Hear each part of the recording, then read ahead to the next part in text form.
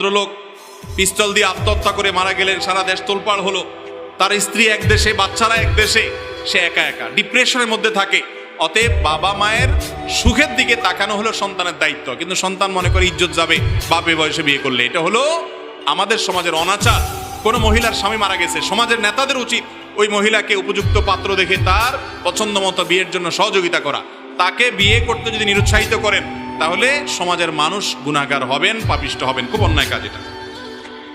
এরপরে প্রশ্ন হলো, একজন স্ত্রীর উপরে স্বামীর কি কি দায়িত্ব ইসলাম বাধ্য করেছে, কোনটা বাধ্য করেনি প্রচলিত হিসাবে?